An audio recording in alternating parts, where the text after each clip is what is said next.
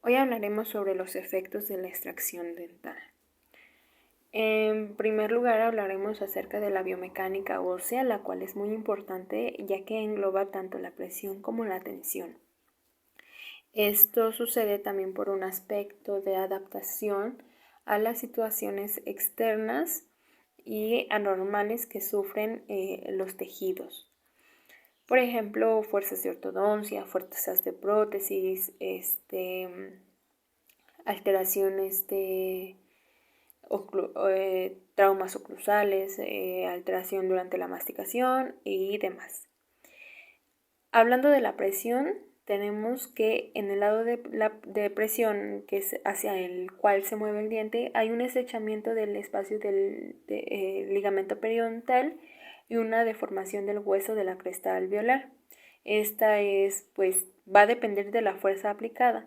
La reacción en este sitio difiere que la presión ligera produce una reabsorción ósea directa y las fuerzas elevadas producen hialinización o necrosis del tejido. Y esto se debe a una disminución de oxígeno en el área.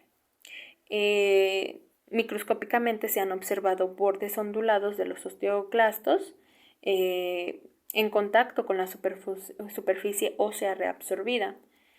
Va a estar mediada de esto con el fin de crear nuevamente espacio y nuevamente las condiciones normales para que se aloje la porción radicular del diente. En contraparte tenemos la tensión, que en este es un ensanchamiento, a comparación de la presión, que es un estrechamiento. El estrechamiento del ligamento periodontal en la tensión es donde se va a encontrar al diente separado del hueso alveolar. El ligamento periodontal se encuentra estirado y aparentemente se activan varios procesos celulares junto con un aumento en el número de células del tejido conectivo. Esta es una fase inicial en la cual va a ser seguida por el depósito de tejido osteoide en el borde de la pared del alveolo. Los vasos sanguíneos en el sitio de tensión se encuentran también en acción, ya que estos también ayudan a segregar ciertas proteínas y células que ayudan a la regeneración o reparación del hueso. Y esta va a estar medida por los osteoblastos, que van a segregar nueva matriz ósea, van a segregar una sustancia osteoide en la cual van a quedar osteoblastos atrapados, denominados osteocitos, y van a tener una función en la remodelación del hueso. Se ha comprobado que los osteocitos son fundamentales en este mecanismo. Y bueno, como logramos ver, hay efectos de resorción y reabsorción. La resorción se determina como el aspecto patológico que sufre el hueso tras infecciones bacterianas, traumas o por aspectos patológicos. Y lo podemos ver simplemente en un absceso periapical, en quistes maxilares y mandibulares. Mientras que la reabsorción es el estado fisiológico que sufre el hueso. Y esto es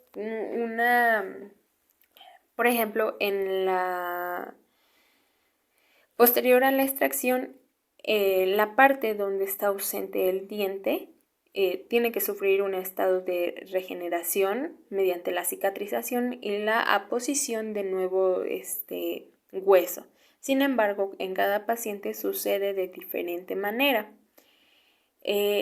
debido a que adoptan diferentes formas, diferentes tamaños, según las condiciones de nuestro paciente. Hay dos direcciones de reabsorción en maxilar y en mandibular, o en cada uno respectivamente.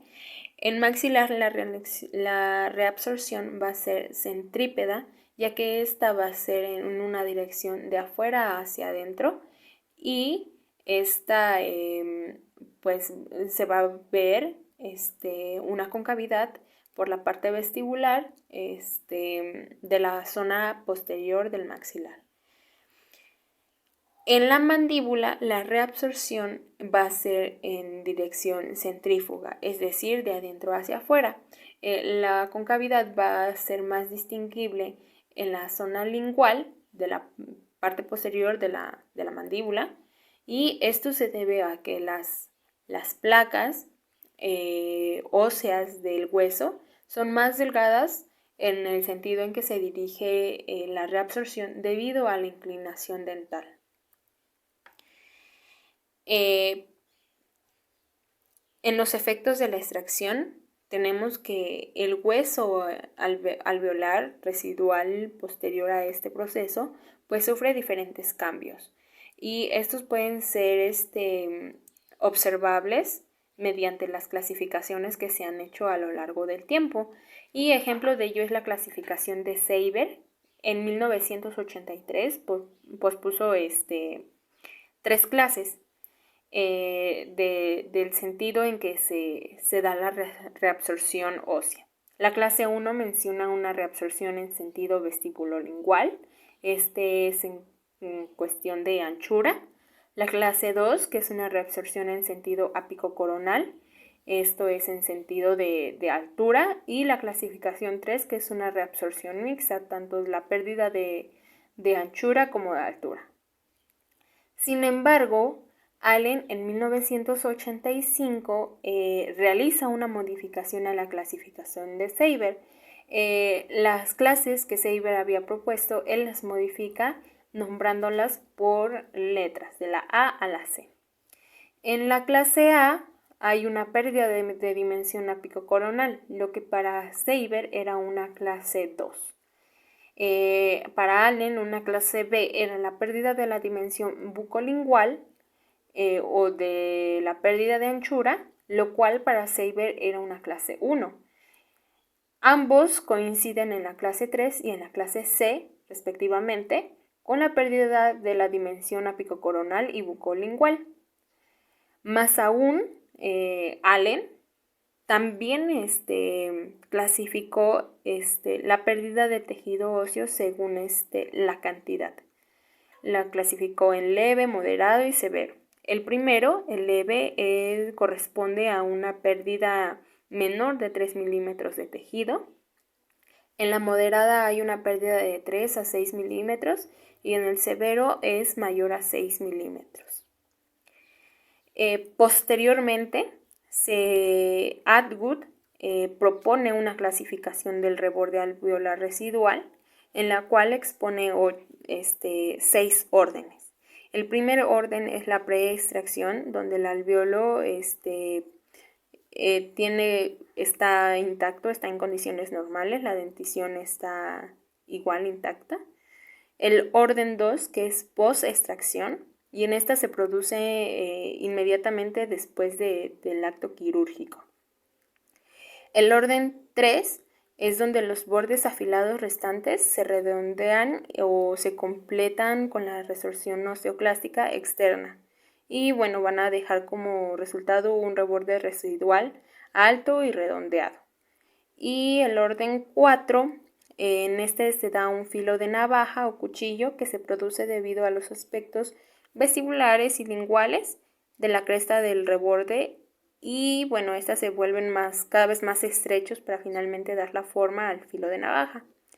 El orden 5 corresponde a cuando se produce el filo de navaja y tiene una disminución, se hace más corto y eventualmente en algunos casos llega a desaparecer. Va a dejar una cresta bien redondeada o plana, o algunos autores la mencionan como plana, baja, bien redondeada. Y el orden 6 menciona que conforme va pasando el tiempo, van pasando los años, se va produciendo la reabsorción ósea de la cresta, dejando finalmente una cresta deprimida. Pasando a otra clasificación, tenemos a Kennedy. Esta clasificación intenta agrupar las arcadas parcialmente desdentadas para que se pueda establecer principios que faciliten el diseño de una prótesis. Una de las ventajas es que permite la visualización inmediata de las arcadas parcialmente desdentadas y pues también permite distinguir entre las que corresponden a una prótesis dentosoportadas y a las dentomucosoportadas. Algunos autores solo consideran 4 clases, sin embargo, basándonos en la literatura de McCracken, tenemos 6 clases. La primera menciona que es corresponde a áreas edéntulas bilaterales posteriores a los dientes naturales.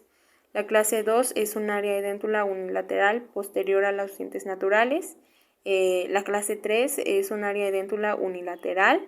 En esta hay dientes naturales remanentes tanto por anterior como posterior del área edéntula.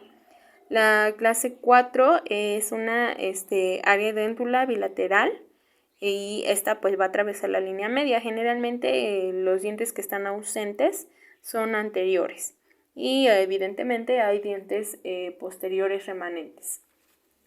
La clase 5 también se denomina por la presencia de solo 2 molares juntos. En la clase 6 hay presencia de dientes anteriores, pero son incapaces de funcionar como pilares para la prótesis parcial removible. Principalmente los que están presentes son los centrales. Las clasificaciones de la 1 a la 4, a la 3, tienen modificaciones porque la clase 4 no la tiene. Y la clase 5 y a la clase 6 son candidatas a prótesis mucosoportadas. La clase de Kennedy también fue algo difícil de entender, por lo que también se introdujo la clasificación de Applegate, en la cual menciona 8 reglas. La primera es que las clasificaciones deben establecerse posterior a la extracción para que ésta no se vea alterada. La regla 2 menciona que si se ha perdido un tercer molar y este no va a ser reemplazado, no debe considerarse dentro de la clasificación. La clase 3 menciona que si existe un tercer molar y se emplea como pilar, se debe de tener en cuenta en la clasificación. La clase 4 es que si está ausente un segundo molar y no se va a reponer, este también debe de considerarse dentro de la clasificación, no debe de considerarse, perdón. En la regla 5, el área edéntula más posterior es a la que determina la clasificación. La clase 6 menciona que el área edéntula que no determina la clasificación se refieren como modificaciones y se designan por números. La regla 7 menciona que la extensión de las modificaciones no se tienen en cuenta. Solamente se determinan por el número de áreas edéntulas que están adicionales a lo que es la clasificación. La regla 8 dice que no puede haber modificaciones en la clase 4. Orientándonos más hacia lo clínico, tenemos que existe un síndrome que también está asociado con esta pérdida ósea del maxilar y de la mandíbula. En este síndrome pues encontramos o se denomina síndrome de Kelly o síndrome de combinación de Kelly, y es una afección dental que se observa comúnmente en pacientes con un maxilar completamente edéntulo y una mandíbula parcialmente edéntula, porque pues todavía conserva dientes anteriores. El síndrome consiste en una reabsorción severa del maxilar anterior combinada con cambios hipertróficos y atróficos en diferentes cuadrantes del maxilar y la mandíbula. La reabsorción severa del maxilar anterior va a estar dada porque hay un trauma oclusal. La presencia todavía de los órganos dentarios anteriores mandibulares hacen un contacto con los tejidos blandos de la zona superior y eso causa una reabsorción severa del maxilar. Sin embargo, pues, en la zona posterior de la mandíbula hay una hipertrofia severa en la cual pues hay una disminución del tejido óseo de la mandíbula. Atrofia es definida por el diccionario dental Mosby, en la cual menciona que es el descenso progresivo y adquirido del tamaño de células, tejidos u órganos que pues normalmente ya están desarrollados. La atrofia puede deberse al descenso del tamaño de las células, al número de estas o puede ser también a ambas. En cuestión alveolar, hay una atrofia por la reducción drástica del tamaño de la apófisis, por mal uso excesivo o trastornos. La atrofia maxilar, hay una clasificación para definirla y es la clasificación modificada de atrofías de maxilares por Catwood y Howell, en la cual les proponen 4 grupos. En el grupo 1 hay una atrofia moderada, en el grupo 2 hay una atrofia en filo de cuchillo, en el grupo 3 ya es una atrofia que ya ha llegado al hueso basal, está a ese nivel, sin embargo todavía no lo sobrepasa, y en la clase 4 pues ya es una atrofia muy severa en el cual ya se ha rebasado el hueso basal.